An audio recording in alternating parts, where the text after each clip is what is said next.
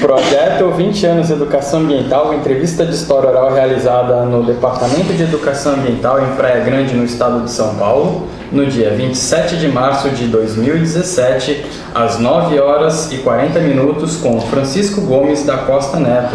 Tudo bom, Francisco? Tudo muito bom. Poderíamos começar com você falando um pouquinho sobre quem você é, a sua formação e qual é o seu engajamento? A gente está dentro do Departamento de Educação Ambiental. A minha educação, em termos de respeito, começou em casa, lá quando eu era pequenininho. Né? Quando eu fui para a escola, eu fui já sabedor, porque já fui aprendendo dentro de casa de que era assim, que na escola eu iria aprender matemática, história, física, línguas, né? E acima de tudo, dar continuidade do respeito que eu teria que dar como cidadão, como ser humano, que foi dentro da minha casa. Então, a preocupação que eu tenho hoje com o encaminhamento da minha profissão de turismólogo surgiu lá atrás. Né? Eu só fui beneficiado com toda a educação, com todo o processo que a escola me forneceu, como os instrumentos de avançar nesse processo, vou dizer entre aspas, intelectual, na minha formação como profissional. E é onde a gente desenvolve toda o instrumental aprendido na escola. Né? Mas e esse instrumental aprendido na escola, que foi a história, a geografia, a matemática.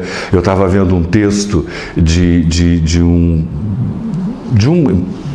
aluno que foi aluno e tudo mais, comentando sobre como que você percebe que você aprende em casa e você se respeita dentro das instituições e você tem como instrumento a matemática, a física, a química, e que isso pode lhe auxiliar como futuro profissional. Né? Como que você entende isso? Onde está essa separação? Né? Porque você também aprende química em casa vendo a tua mãe cozinhando, fazendo teu feijão, fritando seu ovo, a carne, fritando a carne, né? Fazendo macarrão. Né? Isso é uma química. Né? E que você tem que saber dessa química. E na escola, a química é a mesma. Só que muda o contexto, né? Dentro da sua casa você aprende porque a necessidade familiar te obriga a fazer isso. Dentro da escola, a necessidade profissional é que vai te obrigar a seguir determinados afazeres, né? Como profissional. Essa é a grande, quer dizer, que eu observo, né? E que eu acho que eu fui, graças a todo esse contexto, eu fui bem educado. Né? Primeiro pelos meus pais e depois pela escola tradicional. Certo, aí você comentou que é turismólogo. Turismólogo. Foi formado em turismo pela segunda turma de bacharéis em turismo pela Ibero-Americana, e que se eu tivesse feito arquitetura como meus pais achavam que eu iria ser, um arquiteto, eu talvez não tivesse conhecido o mundo como eu conheci. Né? Então eu viajei muito, né? Em função da profissão. Aí que a gente observa que quando você busca um caminho profissional, você encontra portas, né? Vamos dizer assim, portas e janelas abertas para você olhar, observar e falar, não é isso que eu quero, e volta para... Ou você encontra a porta e você sai. E foi isso que eu fiz. Eu acabei de me formar em turismo e fui estudar na Espanha. Né? Morei na Espanha estudando turismo, sempre. Né? Como profissional. Né? Poderia ser um artista plástico, poderia ser bailarino, né? Mas não, como profissional, como meio de condição de fazer com que eu viesse a me mostrar como indivíduo capaz de desenvolver alguma coisa, foi a profissão. Né? É uma pena que na minha época não se dava tanto valor como se dá hoje a um artista. né? A gente sofria muito, e a gente sofre ainda. Eu, como fui dançarino, então a gente sabe que essa história de você viver e querer viver, ser dançarino, não é a mesma coisa de você querer ser um profissional na área e poder, de certa forma, dar possibilidade para que as pessoas viessem a conhecer um outro mundo, um mundo maior do que a dança do palco e o indivíduo está te ouvindo a tua interpretação, ou de um quadro na parede, que é tão importante quanto um livro, né? Que você olha o quadro e você observa o que esse quadro significa, e ao mesmo tempo, no contexto todo, você começa a ver detalhes. E ele comunica, né? Então o artista tem essa facilidade. E é exatamente isso que eu fiz na minha carreira, unir aquilo que eu queria fazer, que foi viajar, porque desde moleque eu organizava excursões para fazer visita de estudo no meio em São Paulo, na Bienais de Arte, visitando usinas hidrelétricas no interior, desde moleque, desde meus 11, 12 anos de idade. E aí isso incorpora no seu processo, você passa a achar que isso é uma situação interessante, para que você possa passar e conhecer todo mundo que você não estava preparado a conhecer. Mas você está sendo o indutor desse processo. Eu só vim a perceber depois de muito tempo. Antes eu não sabia, eu falei, pô, né? Não é isso, eu vim a saber depois, mas naquele processo eu estava imbuído. Eu queria ver gente se movimentando que nem o átomo faz, cara, se movimenta. Sabe? É a formação mesmo que a gente tem dentro de casa. E os três são assim, os três irmãos, hein? Cada um na sua... Mas as três pessoas, irmãos, têm o mesmo procedimento. E como que você acabou se envolvendo com as questões ambientais? Como começou? Então, nas questões ambientais, na realidade, a primeira questão foi ambiental mesmo, mas foi urbana. Não foi uma preocupação com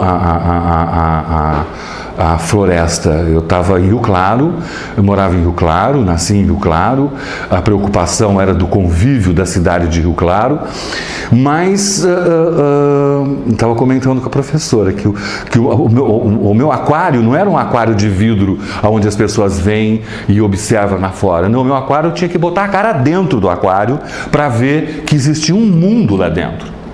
E isso foi o que meu pai mostrou para mim, dentro de uma manilha, e a gente construiu um aquário dentro dessa manilha. E essa manilha tinha pedras, tinha vegetais montando esse aquário. Que para a gente ver aqueles peixinhos, a gente tinha que enfiar a cara dentro do aquário. Essa de enfiar a cara dentro do aquário, eu enfiei a cara realmente no mundo do ambiente natural. E aí a gente foi conhecer. E aí, dentro da minha profissão, eu fui ver o que era mais adequado para que eu pudesse buscar e sensibilizar não só a mim, mais ainda, como as pessoas à minha volta, que foi estudo e implantação do ecoturismo no governo do estado de São Paulo, no final dos anos 86, 87, 88, 89. Como profissional? Como profissional, já voltando da minha especialização na Itália. Quem era o governador? O governador era o Franco Montoro. Tinha acabado de fazer o tombamento da Serra do Mar em 83, 82, 83, em 83 eu estava indo para a Itália para estudar. E aí eu fiz o link de ver o que eu poderia fazer com essa preocupação de cuidar, não só de cuidar, né? De fazer com que essa explosão que é a Mata Atlântica viesse a ser respeitada e pudesse ser visitada, né? Na realidade, a educação ambiental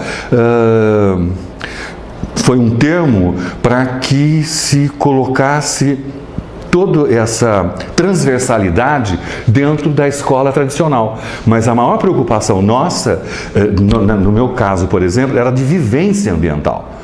Era um outro contexto. Além de você aprender, você deveria estar dentro desse processo para observar e ver o que esse processo natural, ambiental, da Mata Atlântica ou da floresta poderia provocar em você. Então, Francisco, você coloca a educação ambiental, sim, né, que é uma educação formal, sim, né, e Diferente da vivência. Não, eu coloco as duas coisas juntas. Porém, na educação ambiental, a gente estava se propondo, isso nos anos de 87, que ela fosse incorporada na educação tradicional.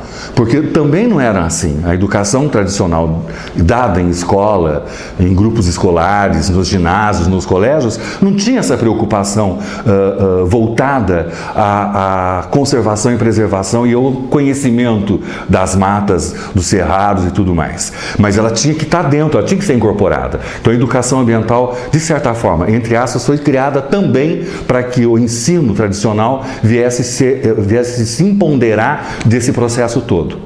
E criou-se uma polêmica gigantesca. Foi polemático. O Montoro foi muito fértil. O Montoro foi muito fértil desse processo todo, porque anterior a isso já existia um grupo que era chamado do Grupo da Terra, formado de vários profissionais, e que faziam um levantamento de toda a margem das encostas da Serra do Mar e a civilização até onde estava chegando e invadindo. Você foi para a Secretaria de Turismo ou meio? Não, eu sou da Secretaria de Economia e Planejamento do Estado de São Paulo, da Fundação SEAD. E trabalhei na Secretaria como funcionário da Prodesp, a princípio. Depois da criação do SEAD, eu fui para o SEAD, que é um órgão, hoje inclusive, da Secretaria de Economia e Planejamento. E a Secretaria de Economia e Planejamento, o gabinete dela funcionava dentro do Palácio dos Bandeirantes, junto e do lado do governador.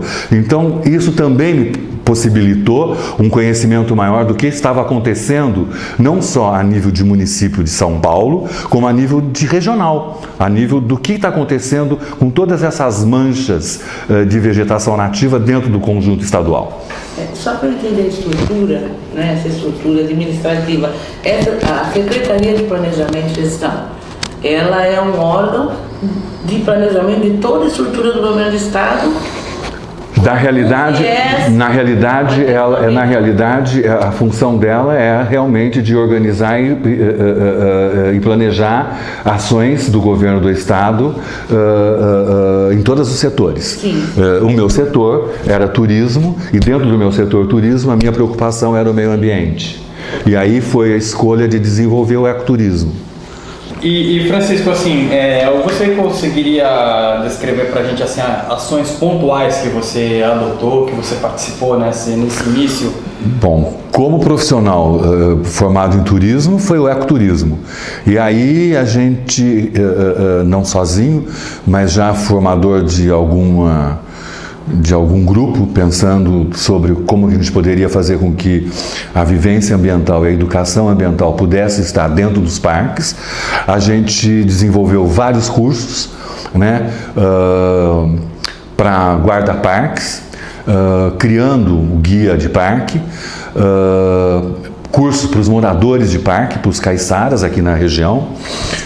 Trabalhei e tive a oportunidade de trabalhar no projeto Pissinguaba, que foi o primeiro projeto de desenvolvimento de vivência ambiental e de ecoturismo e ao mesmo tempo de recebimento de escolas. Pissinguaba, é um dos núcleos, dos 22 núcleos implantados, ou melhor, estudados para implantação dentro do Parque Estadual da Serra do Mar. E esse foi o primeiro a ser implantado. E dentro desse trabalho todo eu implantei um acervo de obras de arte. Eu levei aproximadamente 30 artistas, cada um na sua especificidade, e esses artistas documentaram todo o núcleo e o conjunto ambiental que existia dentro da Pissinguaba, desde a praia até a construção do centro de visitantes, porque foi muito bem pensado e estudado como é que a gente tinha que receber esses estudantes, já que a gente estava possibilitando abrir o parque e não ficar o parque estanque, ficar só nas mãos do Estado, na administração e nos seus centros de pesquisa. né, do Instituto Florestal, por exemplo. Como que a gente que administrava na época? Como que a gente ia abrir esse parque para visitação pública? Então aí foi feito todo um projeto arquitetônico e de estudo de como isso deveria ser feito. Então foi criado centro de visitantes, foi criado alojamentos feminino e masculino, foi criado refeitório, né? E aberta à população estudantil para visitar o núcleo. Em áreas desse núcleo onde era permitida a visita e a outra área que não era permitida porque a floresta carecia de um tempo para ela se novamente se frutificar, ficar floresta novamente. Então eram áreas não permitidas à visita. Isso dentro do núcleo Pissinguaba, dentro do núcleo do Parque Estadual da Serra do Mar. É um núcleo, né, que quem administrava era a fundação, era o Instituto Florestal. Né? E isso foi aberto eu acredito que foi em novembro. E aí eu tive a possibilidade de implantar a trilha, né, interpretada e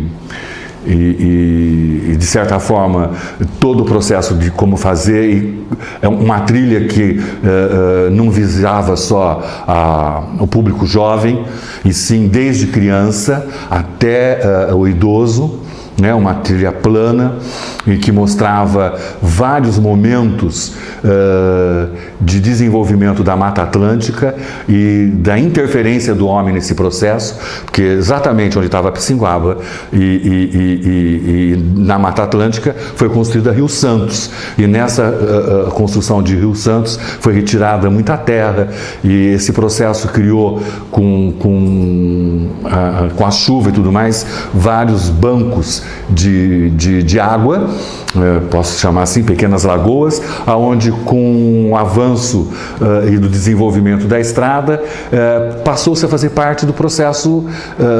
Uma das coisas interessantes que a gente tem que observar com relação ao ambiente natural é que ele incorpora esses procedimentos que o homem acha que está não só destruindo, né? Ele incorpora, ele começa novamente a dar uma nova vida àquele processo. E foi o que aconteceu. Desses pequenos lagoas, com a enchente dos rios, criaram-se lagos de peixe.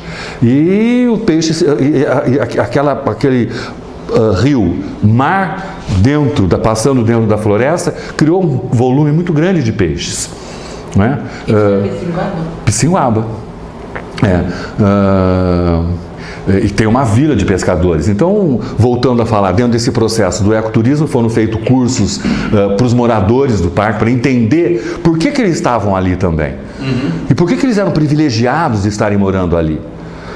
Né? Porque muitas das vezes a gente tem a noção de que quem mora dentro de uma área natural protegida, ela está longe do desenvolvimento, e muito pelo contrário, ela está muito mais própria do próprio desenvolvimento dela mesma, de como cidadão. Ela tem o melhor ar para respirar, melhor água para se beber e um monte de outras coisas que favorece esse desenvolvimento, favorece essa percepção da natureza. Então, o que a gente estava fazendo era, na realidade, fazer com que não modificássemos absolutamente nada, mas que eles entendessem que eles poderiam fazer parte, sim, de todo esse conjunto, mas como membro participante, não como membro destruidor. É interessante isso, que essas populações, elas se percebem assim, ou vocês tiveram que ter um trabalho de identidade? Não, existia, porque o movimento ecológico surgiu, de certa forma, criando algumas barreiras. Né? Ele chegou, e aí que me perdoem os ambientalistas e os ecologistas, mas nesse processo eles entraram quase que proibindo.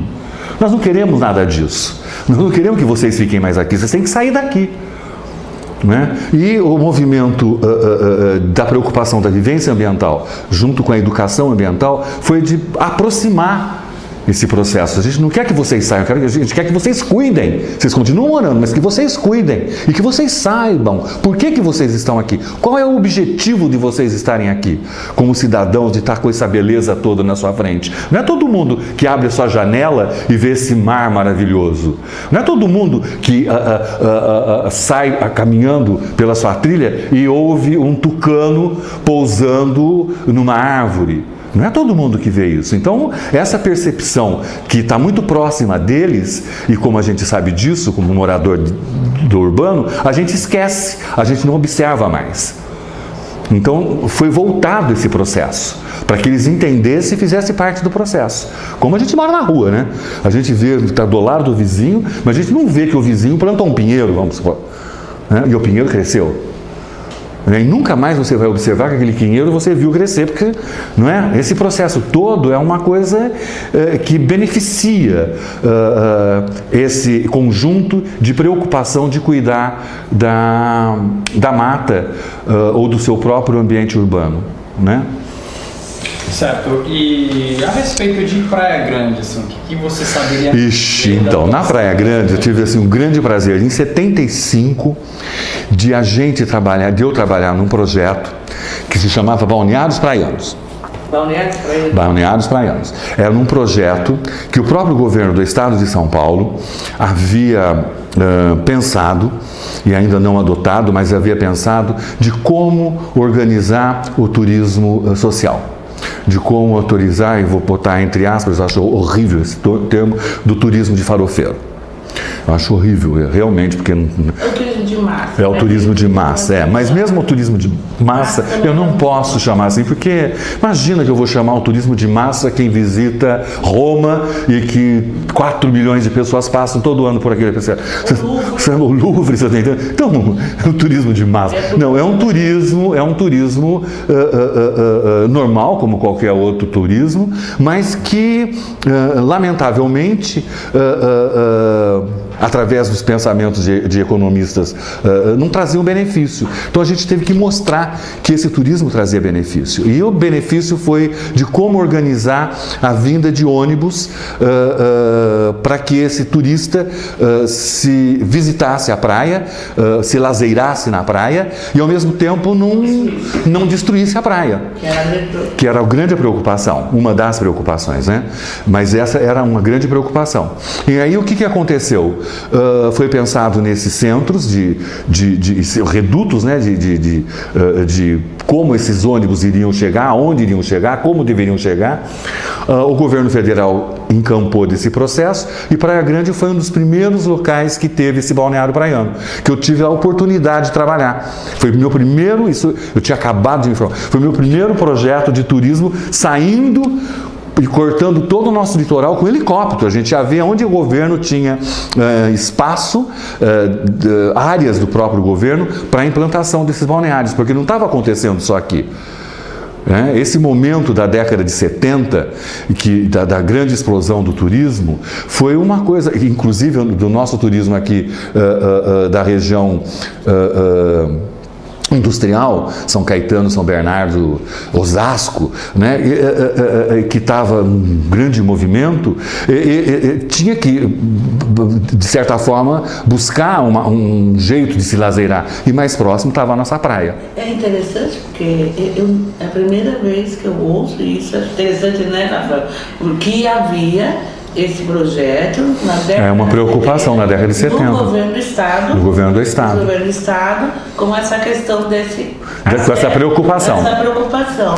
E esses balneários, o que você pode detalhar? Então, esses balneários eram o seguinte, vinham os ônibus fretados pela indústria ou por grupo de trabalhadores que alugavam e vinham passear aqui. E eles vinham, de certa forma, com a sua comida, com a sua bebida, com o seu traje de banho. E esses locais eram para organizar a chegada desses ônibus. Esses ônibus ficavam ali, eles saíam e iam para a praia. Tinha orientação dentro do ônibus de que eles não poderiam deixar absolutamente nada na praia, eles tinham que retornar. Eles tinham banheiros para tomar banho e fazer suas necessidades físicas e ir embora. e passavam horas agradáveis na praia. Mas não só aqui. Isso foi em Ubatuba, nós tivemos uma implantação de um terminal, na Praia Grande. Eu acho que é o terminal Paquetá, um que era de concreto, era bonito, inclusive, era bonito. E foi financiado pelo governo federal. Quer dizer que, assim, vocês acompanhavam esse turista desde a saída? Na realidade, a gente não acompanhava. A gente, se prontificava em perceber que esse movimento estava acontecendo e que o governo do estado tinha que organizar em função das solicitações feitas pelas administrações públicas municipais, né? Então a gente não ficava fazendo, né? A gente tinha junto com o processo de ver qual seria a forma de melhor recepcioná-los no local onde eles estavam fazendo sua visita e querendo se lazeirar. É porque a nossa cidade ela sofria muito essa questão do turismo, né? Porque o impacto era muito grande. Era muito grande. Era muito grande. Mas eu acho que, professora, você é de história, você sabe disso, tudo tem um começo. Lógico. E esse começo foi para melhorar o desenvolvimento do processo. Para entender o processo, para dar esse desenvolvimento que existe hoje com relação ao turismo. É bem isso mesmo. Há ainda algum engajamento nessas questões ambientais? Se você ainda atua? Né? Ah, sim. Imagina. Eu acho que isso já está fazendo parte do meu DNA. Não sei se eu vou conseguir transmitir, mas já faz parte do meu DNA. Eu acho que a todo momento eu penso em como a gente deve se portar perante ao ar que a gente está respirando aqui agora. Né? Isso já incorporou em mim, quer dizer, e dentro de trabalho eu continuo desenvolvendo, quer dizer, agora na Agência Metropolitana da Baixada Santista já está indo para a 6ª Semana da Mata Atlântica e por nossa felicidade a primeira começou aqui, né? No Departamento de Educação Ambiental, que era a Coordenadoria de Educação Ambiental, na Praia Grande. Em função de 2002, nós estávamos com uma preocupação gigantesca, que era o aquecimento global. A semana, então, a primeira semana da Mata Atlântica foi aqui em Praia Grande. 2002. Em 2002. Mas na realidade ela não teve essa conotação de ser a primeira. Sim. Ela teve a conotação de fazer com que nós pudéssemos pensar de que esse conjunto de coisa pensante na natureza, na Mata Atlântica, e que os 9 municípios da região metropolitana se avizinham hoje, mas nós fazemos parte dele.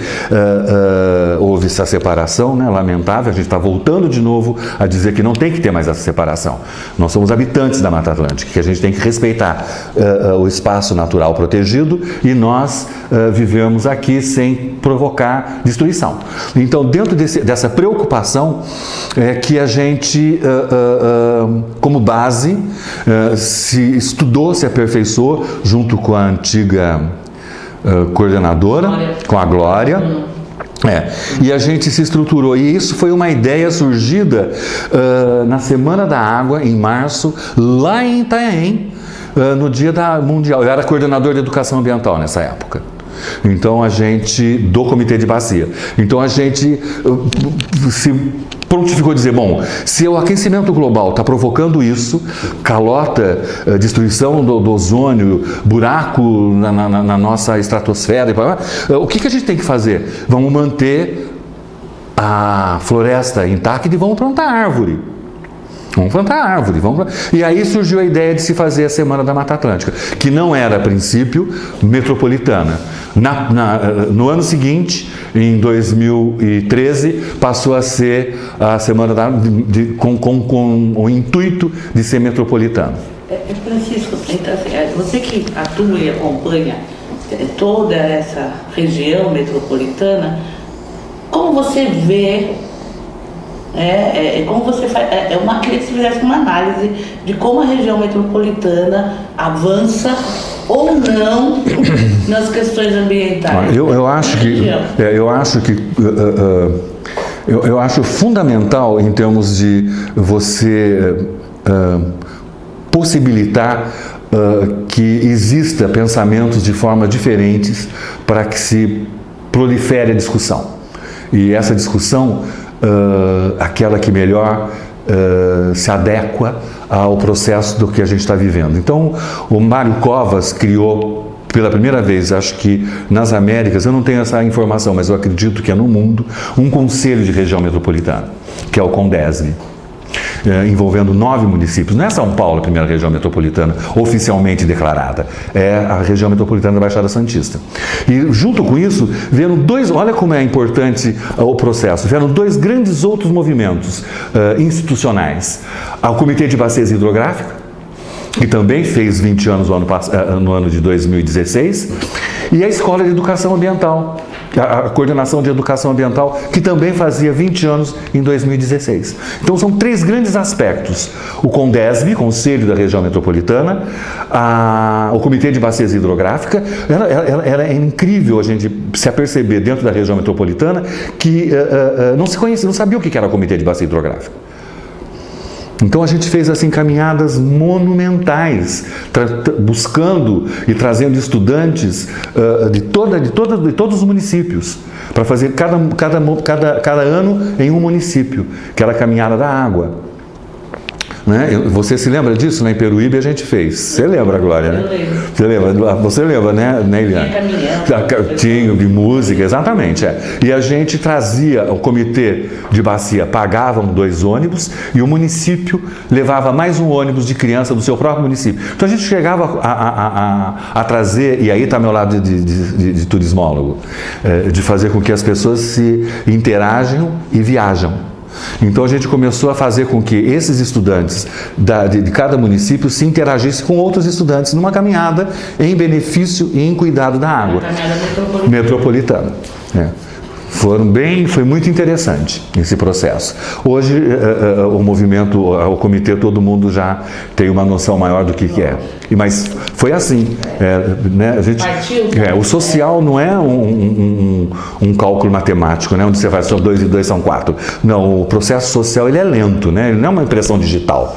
Ele vai se incorporando de vários contextos, né, sociais.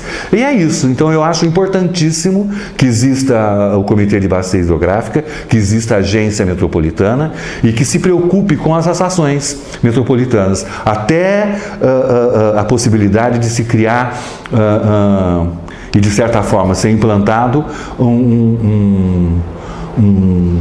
como que eu poderia dizer, um planejamento metropolitano como está sendo estudado pela agência. Seriam os 9 municípios sendo participantes. É anual a Semana da Mata Atlântica? A Semana da Mata Atlântica é anual. É anual. A gente está na 6ª edição, é isso? Nós estamos na 6ª edição.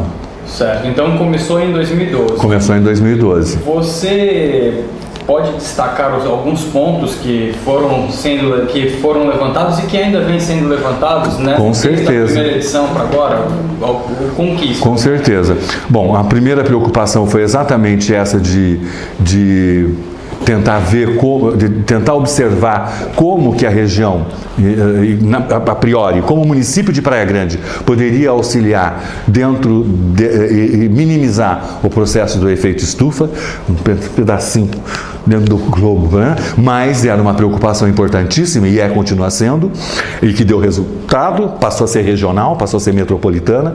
A segunda, que foi em Cubatão, a preocupação foi de fazer com que a sociedade se incorporasse do processo, né? Quer dizer, as ONGs, as UCIPs viessem junto numa grande exposição, fora toda a temática e a apresentação de trabalhos técnicos científicos, como foi na primeira também. Né? Teve grandes palestras, né? A preocupação com o pássaro, a preocupação com as orquídeas, a preocupação na primeira, a preocupação com a própria mata, né? Na segunda, a preocupação de como aquele município está tão perto da Mata Atlântica, o que a gente tem que fazer, e com vários temas sugerindo essa aproximação, e não só, e dinâmicas também. E isso vem acontecendo em todas elas. né? A apresentação de trabalhos técnicos científicos, de trazer expert nos assuntos que, de certa forma, trariam resultados e benefícios para a região metropolitana, como o envolvimento da sociedade local, da classe estudantil, né? Tanto universitária como normal, né? As escolas. A terceira foi em São Vicente, no Centro de Convenções, também com a mesma preocupação, mas sem trazer, sem ainda buscar um resultado final. O que a gente mereceria ter dentro desse conjunto como um benefício maior, né? Tanto a nível municipal, onde está sendo realizado o evento, como a nível regional. E aqui em Praia Grande, na quarta, é que foi realmente buscar uma diretriz, um objetivo maior. E que saiu a possibilidade de se criar e implantar viveiros de nativas, da flora nativa do parque, para arborização urbana. Então, a gente foi atrás de um especialista, ele veio fazer a apresentação, e dessa apresentação deu esse resultado, como sendo mais, não mais importante, mas um dos resultados metropolitanos de fato. Então, hoje passa a ser discutido, e a gente vai discutir nessa semana da Mata Atlântica, que vai ser resolvida, que vai ser montada e desenvolvida em Santos, a volta de como deve ser feita a implantação desses viveiros, né? Outra preocupação que teve a Semana da Mata Atlântica do ano passado, aqui em 2016, foi de que além da gente estar morando no a gente chamava de quintal, né? Na realidade não é nem um quintal, nós estamos morando na Mata Atlântica, a gente chamava de quintal para as pessoas perceberem. E que tem dois grandes conjuntos, né? O bioma da Mata Atlântica e o Oceano Atlântico. Então, esse ano, 2017, vai ser incorporado a 6ª Semana da Mata Atlântica e a 1ª do Oceano Atlântico. Bacana, interessante. Antes da gente é bacana mesmo, mas é bom também. Serão eventos que vão funcionar. São eventos juntos. Ele começa no dia 5 e termina no dia 8 de junho. Queria levantar uma questão, não sei se foi levantada quando eu saí. E a questão do Caiçara? Como é que vocês olham, como é que está? Olha, eu acho que o trabalho, sim, eu acho que tem dois grandes momentos que a gente tinha que ponderar novamente, né? É a questão indígena, né? Eu acho que, e aí parte do respeito que a gente tem que dar a essa cultura, né? E que lamentavelmente está fragilizada, mas eu acredito que volte novamente a ser motivo de estudo e de preocupação para o próprio cidadão morador da região metropolitana e que saia como exemplo para outras regiões, e do Caiçara, que é uma sequência, né, de habitantes dentro da Mata Atlântica. A dos Caiçaras, eu acho que eles estão mais, como que eu poderia dizer, em processo da miscigenação, né, de grupos étnicos, eles estão mais incorporados à nossa sociedade cultural, né? Então, conduzi-los no processo é mais fácil, né? Eles são moradores dessas áreas, então eles já começaram a se perceber de que eles têm que cuidar dessas áreas e que têm que manterem essas áreas, de forma com que as futuras gerações possam estar perdendo tudo isso. Eu tenho assim, um olhar um pouco crítico às vezes com relação a certas ações, principalmente quando elas saem da área do turismo, da relação da questão Caiçara, pelo esse olhar muito... Há uma semana de cultura caiçara, e aí pegam como tema a alimentação e aí gourmetizam essa questão, né? Não há um estudo, não há um reconhecimento do que ele traz, né? Do que essa população traz, mas há uma coisa muito voltada para o turismo, mas o turismo que eu falo é o turismo, a venda como produto, né? Mas, então, há festivais de cultura caiçara e que às vezes o caiçara não é representado ali. Aí eu acho que é uma questão que realmente deveria ser pensado. Agora, o processo de fazer com que a gente observe que eles estão dentro de uma área natural protegida e que nós estamos no centro urbano e que esse link tem que ser feito, caiçara e centro urbano. Nada melhor do que a gente conhecer as coisas através da boca. Sim. Isso é uma coisa muito interessante, né? A gente viaja para saber e conhecer uma paella lá na Espanha ou comer uma massa maravilhosa na Itália, né? E a mesma coisa acontece com esse processo da economia solidária, que eu acho que é fundamental dentro desse processo. Não sei, de certa forma, qual vai ser o resultado, mas eu acho que começou bem. Começou bem essa introdução de você trazer a cozinha, tanto indígena como caiçara e como de populações nativas de determinadas áreas e determinadas matas, para o convívio nosso. Agora, como a gente estava comentando, todo o desenvolvimento social, em termos inclusive de incorporação de novas ideias e novas culturas, ela é lenta. Então a gente está passando por esse processo e o que eu acho isso ótimo, porque nada está sendo imposto, está sendo conduzido, e quando é conduzido a gente sabe que tem vários pensamentos discutindo sobre o processo. Isso é muito bom, eu acho, no meu ponto de vista. É uma forma democrática de fazer com que realmente e harmoniosamente a sociedade começa a se incorporar daquilo, a se apoderar daquilo que é dela mesmo e se respeitar, fundamentalmente. Certo. A gente deu uma olhadinha no seu currículo, você participou da Eco 92 também? Eu participei da Eco 92, tive o prazer. Poderia comentar? Na realidade, eu acho que para a abertura do Museu Florestal de São Paulo, que é o Museu da Madeira, o Museu Otávio Werck, que estava fechado por 20 anos, foi para que eu fizesse uma política de reabertura. E em 2 anos eu tinha que reabrir esse museu. Esse museu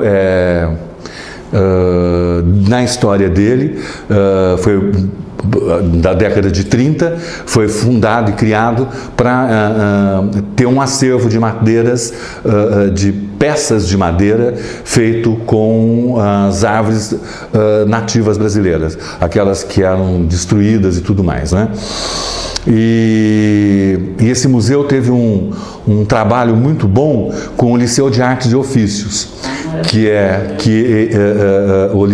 o museu se preparava em desenhar os seus estudiosos, os seus pesquisadores científicos, e mandar para o Liceu de Artes e Ofícios o desenho florístico do vegetal, um ramo e tudo mais, e ele era gravado em baixo relevo em pranchas de madeira.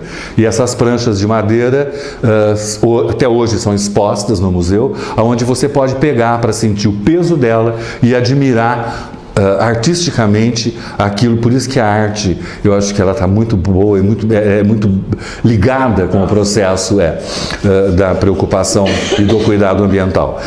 E você pode pegar e sentir o peso, o cheiro e ao mesmo tempo a ramificação daquela prancha representa naquela árvore. E nesse processo todo, falando desse museu, realmente foi uma grande experiência na minha vida. Eu tive uma oportunidade muito grande e um grande universo de conhecimento, que as pessoas que têm a oportunidade de visitá-lo que vá, porque realmente é muito bom. Eu abri o Museu Florestal para a população para ver esse acervo e ao mesmo tempo eu trouxe para a volta do museu, show de orquestra sinfônica, show de conjuntos musicais, show de teatro, shows importantes, a Orquestra Sinfônica de São Paulo, trabalhamos na época com a Universidade Livre de Música, trouxemos na periferia que estava distante o Horto Florestal, o Parque da Cantareira e a comunidade onde ele estava implantado, onde ele estava sediado, para trazer a população. Então a gente foi buscar os escoteiros, a sociedade civil organizada para se apoderar daquele processo todo de uma forma de consciência ambiental. E isso foi um trabalho de 2 anos. Em função desse trabalho é que o governador do estado de São Paulo nos convoca e nos chama para fazer a sala de negociações da Eco 92 e no Rio de Janeiro, que foi no Paço das Artes do Rio de Janeiro. E aí o museu, pela primeira vez, foi liberado a levar suas peças para montar essa sala de negociações no palácio com os móveis do museu. E eu, como era diretor, eu tinha que acompanhar e escolher esses móveis para melhor representar o estado de São Paulo e, ao mesmo tempo, fazer com que os investidores na preocupação no cuidado com o ambiente urbano e natural viessem a investir no governo de São Paulo. E então foi feita essa sala com móveis do museu dentro do Paço. E grandes negociações foram feitas ali com relação ao cuidado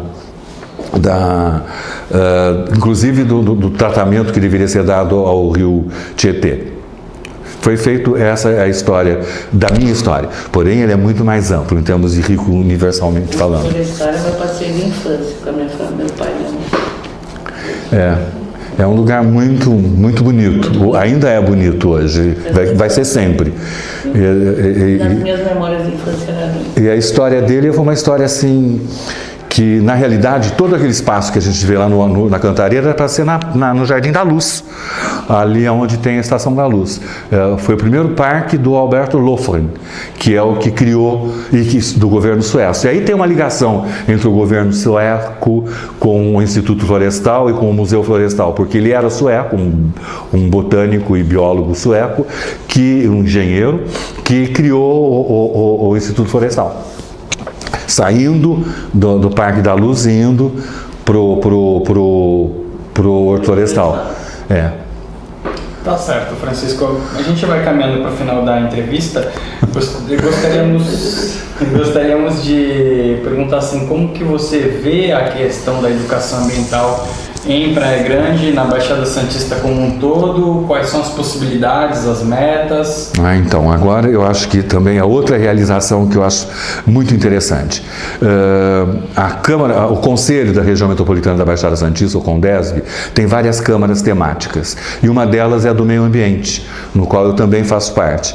E dentro dessa preocupação, foi me solicitado, o ano de 2016, que eu viesse a trazer uma ação eficaz e eficiente para que o processo da educação ambiental fosse aplicada e continuada e aplicada constantemente. E eu fiquei um pouco perdido nesse processo todo, porque até então tudo que a gente havia visto em termos de educação ambiental eram ações que são importantes também, de coleta de lixo na rua, na praia, as ações mais envolvendo a população, mas não um processo mais global, mais abrangente. Esse é o termo mais coerente. E aí, conversando com a Eliane, eu comecei a observar que seria interessante que a região metropolitana tivesse em cada município um departamento de educação ambiental. E exatamente Praia Grande já tinha esse departamento e já tinha uma história, como de fato 20 anos de preocupação com a educação ambiental. Então eu fui conversar com todos os secretários do meio ambiente e com os secretários da cultura e de educação, para que isso pudesse acontecer. E realmente foi aprovado na Câmara de temática de meio ambiente, que seria interessante que os municípios viessem a ter um departamento de educação ambiental, cada um deles, com um objetivo maior, de que ele pudesse se preocupar com a política de economia reversa. né? O que é essa economia reversa?